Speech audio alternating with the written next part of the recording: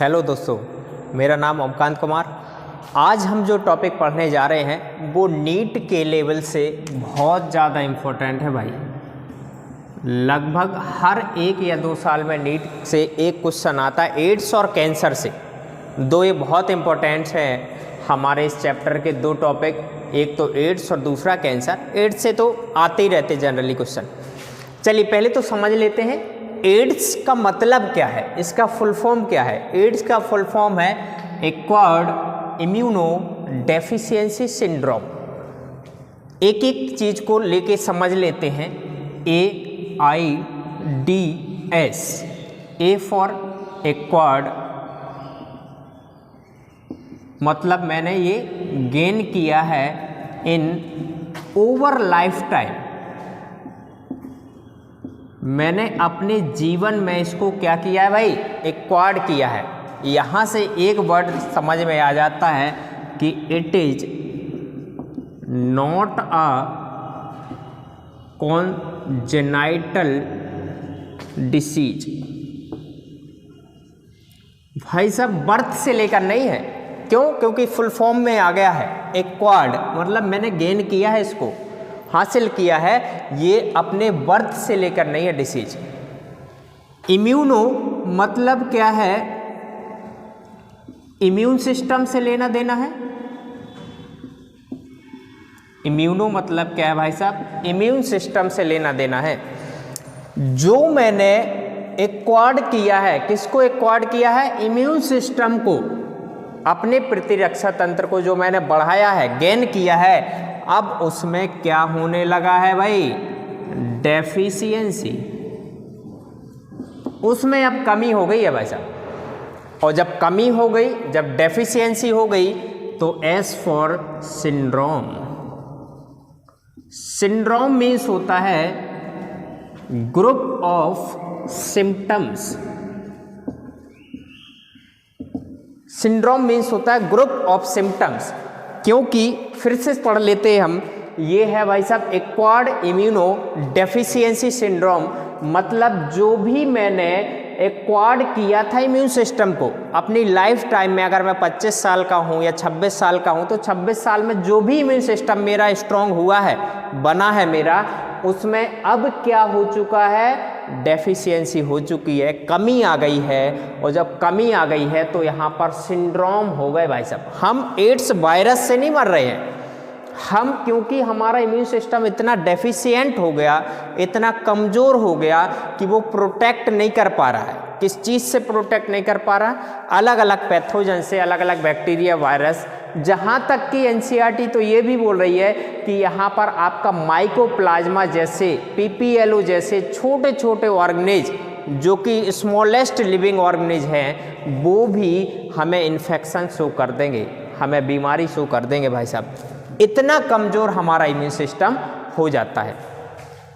दूसरी चीज़, थोड़ी बात, छोटी छोटी बातें यहाँ पर कि AIDS was first reported in 1981 और लास्ट 25 साल में ये पूरे वर्ल्ड में फैल चुका है और किलिंग 25 मिलियन पीपल। ज़्यादा होगा इससे, लेकिन ये डेटा पुराना है भाई। 25 मिलियन लोग को ये किल कर चुके हैं। किस चीज़ से? एड्स से मर चुके हैं भाई साहब। थोड़ा सा समझ लेते हैं कि भाई स्प्रेड कैसे होता है, स्प्रेड कैसे होगा, कैसे फैलेगा भाई साहब। तो लगभग 3-4 तरीके हैं जो एड्स फैलता है। एड्स जैसे ही सुनते हैं तो एक तो मन में तुरंत आ जाता है भाई साहब, सेक्सुअल कांटेक्ट। लेकिन सेक्सुअल कांटेक्ट किसके साथ? विद इन्फेक्टेड पर्सन, या फिर एक और एनसीईआरटी बोल रही है कि multiple partner.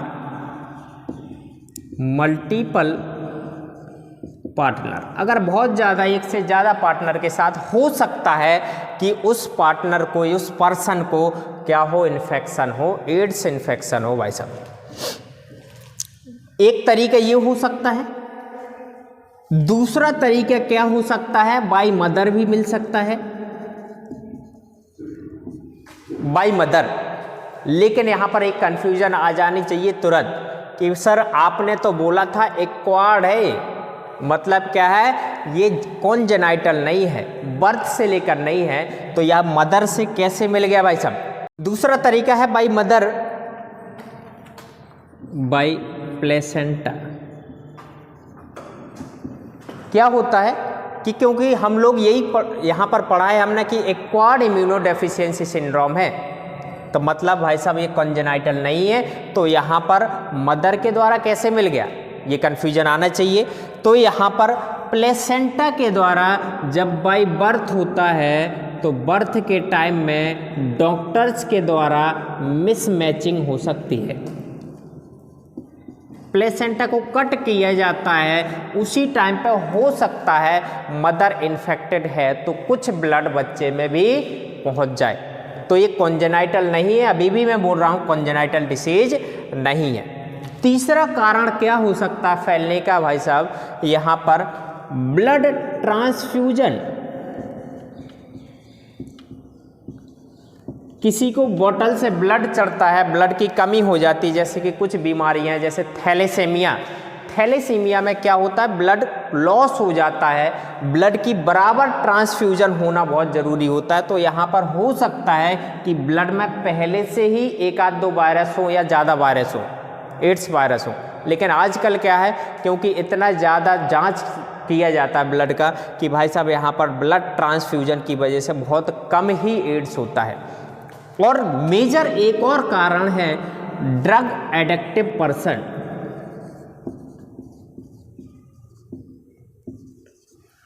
Drug addicted person जो सिरिंज के थ्रू ब्लड लेता है, तो वहाँ पर अगर किसी एक पर्सन को इन्फेक्शन है तो भाई साहब उसी सिरिंज से अगर दूसरे पर्सन ने लिया है ड्रग्स को तो उसको भी होने के चांस होते हैं। तो ये 4 तरीके हैं भाई साहब।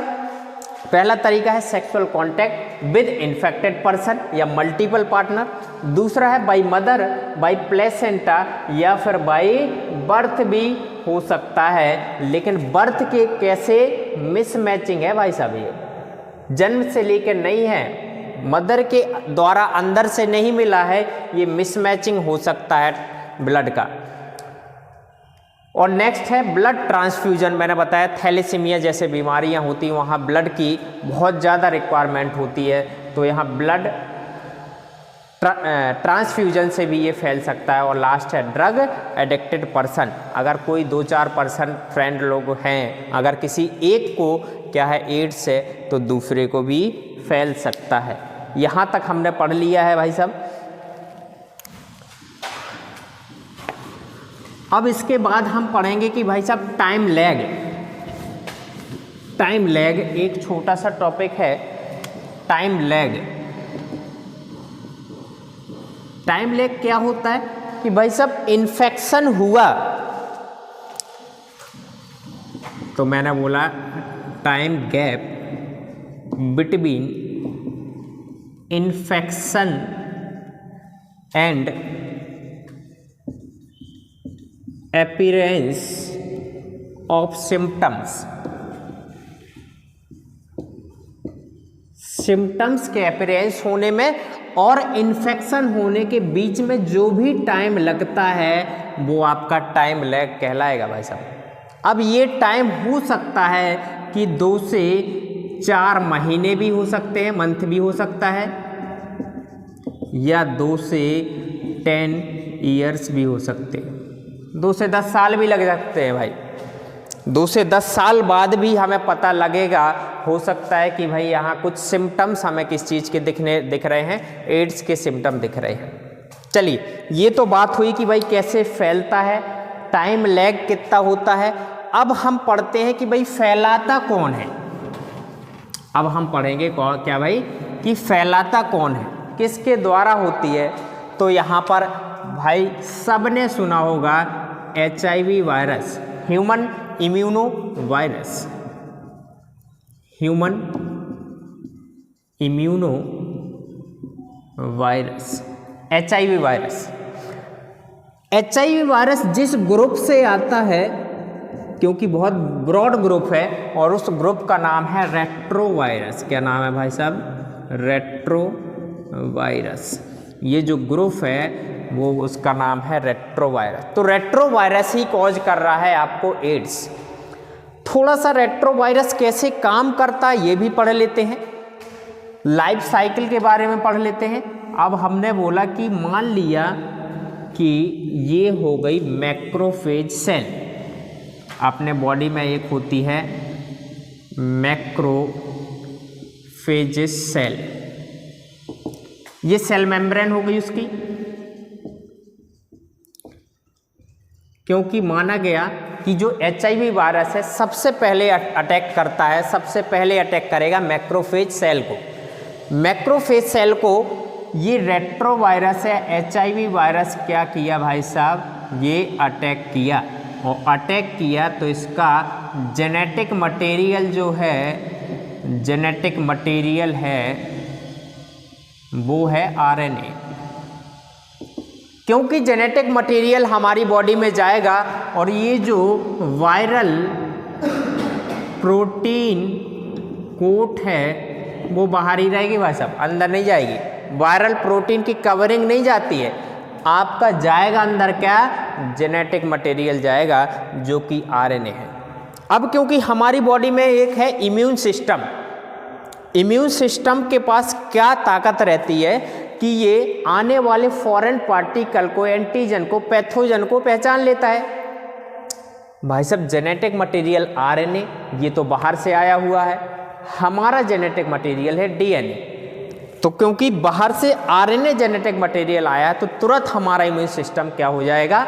एक्टिवेट हो जाएगा। तो ये जो HIV वायरस है वो भी बहुत चालाक होता है, क्लेवर होता है। HIV वायरस ने तुरंत इस RNA को किस में चेंज कर दिया भाई साहब? DNA में चेंज कर दिया।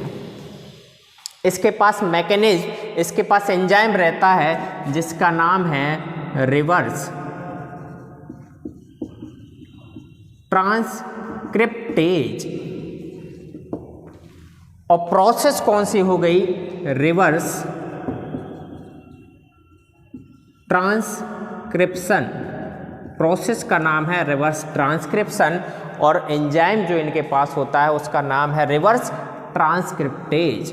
देखिए यहाँ पर आप पढ़ते हो कि भाई साहब DNA से DNA का बनना मतलब रेप्लिका बनना, फोटोकॉपी होना, तो रेप्लिकेशन कहलाएगा। ये प्रोसेस कौन सी है भाई साहब? रेप्लिकेशन। इतना आसान क्वेश्चन 2021 नीट में आया था, ये पूरी प्रोसेस पूछी गई थी। DNA से क्योंकि RNA बनता है तो कहलाता है ट्रांसक्रिप्शन। क्या कहलाता है भाई? ट्रांसक्रिप्शन।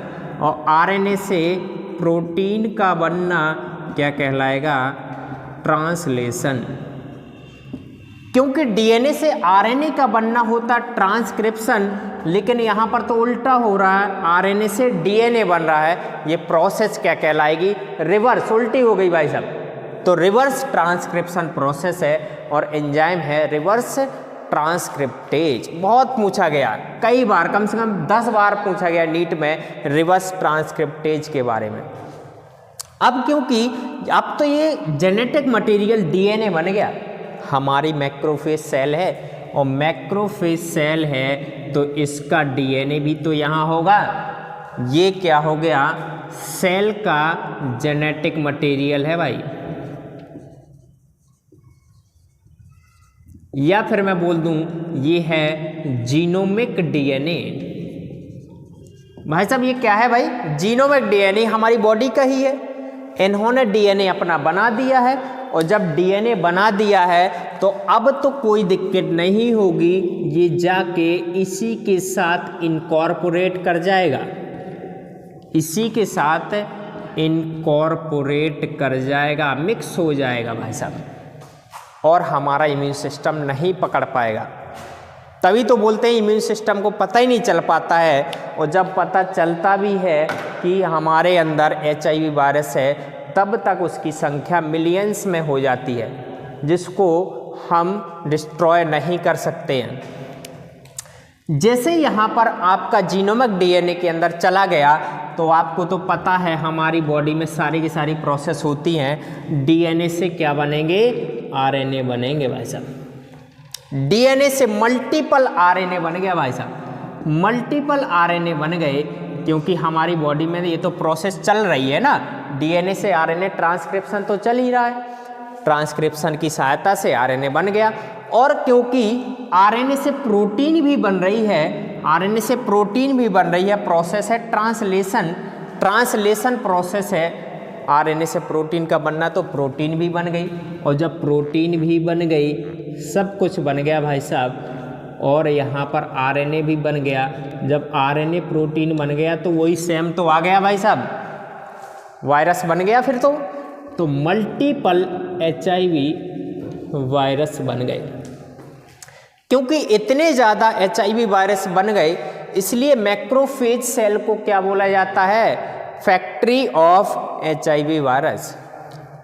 फैक्ट्री हम किसे बोलते हैं? जहाँ पर बहुत ज़्यादा अमाउंट में कोई चीज़ बन रही हो, क्योंकि यहाँ पर बहुत ज़्यादा अमाउंट में आरएनए बन रहा है, इसलिए हमने बोल दिया कि macrophage work as a factory of HIV virus.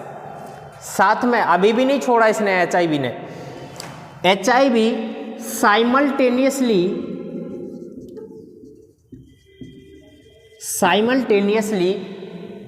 Helper TH लिख देते हैं, हेल्पर सेल्स। अपनी दो सेल्स होती हैं जो इम्यून सिस्टम में मेन रूप से रिस्पॉन्सिबल, एक तो बी लिम्फोसाइट और एक होता है टी लिम्फोसाइट। क्योंकि बी लिम्फोसाइट क्या बनाता है? एंटीबॉडी बनाता है, और टी लिम्फोसाइट क्या करता है? इसका हेल्प करता है भाई साहब एंटीबॉडी फॉर्मेशन में, इसलिए यहाँ पर मैंने टी हेल्पर लिख दिया, TH हेल्पर। जैसे ये गया, एचआईवी ने टी हेल्पर सेल्स को भी क्या कर दिया भाई साहब? डिस्ट्रॉय कर दिया। इसने एचआईवी ने टी हेल्पर सेल्स को भी क्या कर दिया? डिस्ट्रॉय कर दिया भाई साहब। और जब डिस्ट्रॉय कर दिया तो रिडक्शन हो जाएगा। किस चीज़ में reduction? Reduction in T helper cells. और जब टी हेल्पर सेल्स में रिडक्शन हुआ, मतलब यहाँ पर आपका इम्यून सिस्टम क्या हो गया? डिस्ट्रॉय या फिर डेफिशिएंट। आपका इम्यून सिस्टम डेफिशिएंट हो गया और आप प्रोटेक्ट नहीं कर पा रहे हो किससे? छोटे से छोटे वायरस बैक्टीरिया, जहाँ तक कि माइकोप्लाज्मा PPLO से भी प्रोटेक्शन नहीं हो पा रही है। अभी तक हमने पढ़ा था कि एड्स फैलता कैसे है, लाइफ साइकिल भी हमने पढ़ी थी रेट्रोवायरस की, एचआईवी वायरस की। अब हम पढ़ने जा रहे हैं कि भाई साहब चले मान लिया किसी को एड्स हो गया तो कैसे जांच करें हम, कैसे इसको हम जांच करें कि एचआईवी हुआ है या नहीं हुआ है। तो इसके लिए एक टेस्ट बनाया गया जिसका नाम है एलिजा। कन्फर्मेटरी टेस्ट होता है कि भाई कन्फर्म करता है कि क्या हुआ, एचआईवी है या नहीं है। ये कौन सा है भाई साहब? एलिजा है। एलिजा क्या होता है? Enzyme linked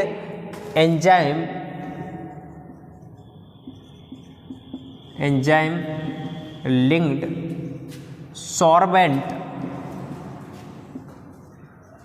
enzyme link sorbent assay. नाम में ही है भाई साहब, इसमें आप क्या लिंक कर रहे हो? एंजाइम लिंक्ड है सॉर्बेंट एस्से, जिससे आपको पता चल रहा है कि भाई साहब है या नहीं है एचआईवी। इसके बारे में पढ़ते हैं कैसे टेस्ट किया जाता है, एचआईवी का टेस्ट कैसे होता है, थोड़ा सा देख लेते हैं। मान लिया कि कुछ एंटीजन आपकी बॉडी के अंदर चले गए, मान लिया कुछ एंटीजन आपकी बॉडी के अंदर है, तो मैंने बोला ये एचआईवी एंटीजन है। अब क्योंकि एलिजा बेस्ड है एंटीजन एंटीबॉडी इंट्रैक्शन पर, जो एलिजा है आपका किस पर बेस्ड है भाई साहब? एंटीजन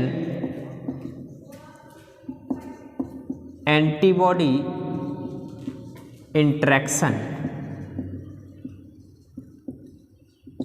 एलिजा बेस्ड है एंटीजन एंटीबॉडी इंट्रैक्शन।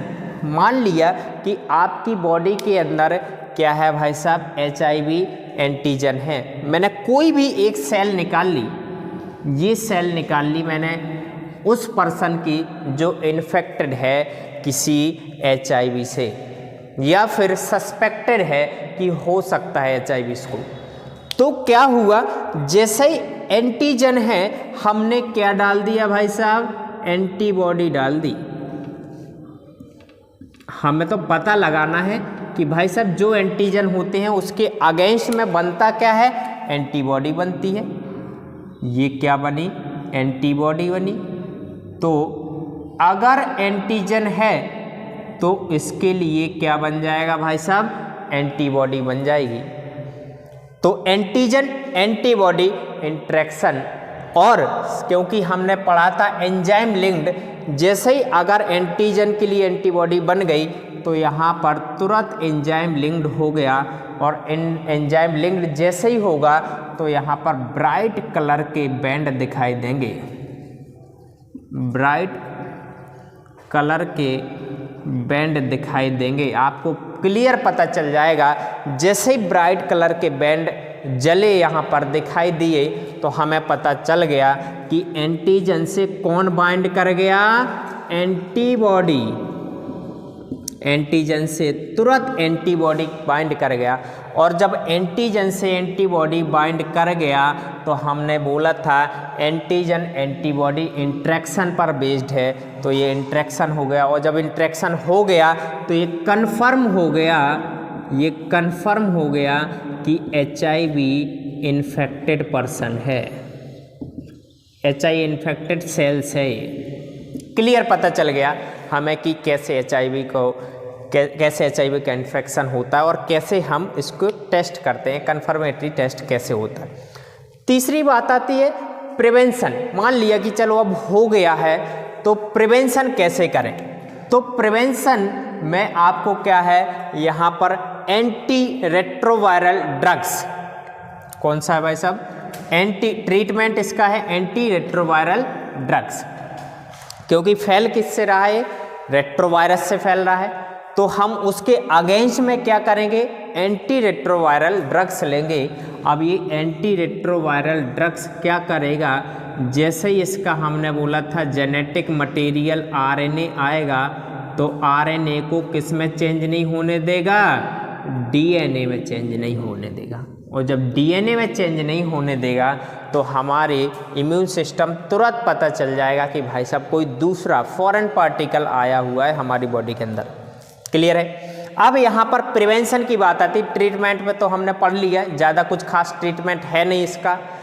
ट्रीटमेंट में केवल एंटी रेट्रोवायरल ड्रग्स क्या कर सकता है, आपकी लाइफ को प्रोलॉन्ग कर सकता है, बढ़ा सकता है थोड़ी बहुत 1-2 साल, लेकिन डेथ तो पक्का है। दूसरा आता प्रिवेंशन। प्रिवेंशन ही एक बेस्ट ऑप्शन है, cure is the best option इस चीज़ के लिए। क्योर ही सबसे ज़्यादा ज़रूरी है, इसलिए NCERT बोलती है कि डोंट डाई ऑफ इग्नोरेंस।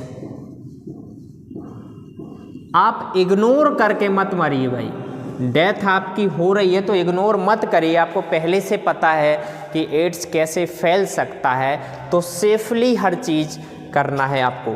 तो यहाँ डोंट डाई ऑफ इग्नोरेंस बोला गया है NCERT के द्वारा। कुछ बहुत सारे गवर्नमेंट नॉन गवर्नमेंट ऑर्गेनाइजेशन लगे हैं, NGO वगैरह है। कुछ NACO national AIDS control organisation, बहुत सारे ऑर्गेनाइजेशन समिति बनी हुई है जो कि गांव-गांव जाके लोगों को बताते हैं कि भाई साहब कैसे बचना चाहिए आपको एड्स से। या फिर कुछ नॉन गवर्नमेंट ऑर्गेनाइजेशन बनी हुई है, ये आपको बताते हैं कि भाई साहब आपको एड्स से कैसे बचना है, कैसे सेफ सेक्स करना है, कॉन्डोम्स का यूज करना है, ये सब चीज़ें हम इसके बारे में पढ़ेंगे। तो यहाँ पर केवल आपका एज लाइफ बढ़ सकती है, लेकिन आप रोक नहीं सकते हो कि कंप्लीटली इसका कोई भी इलाज नहीं है।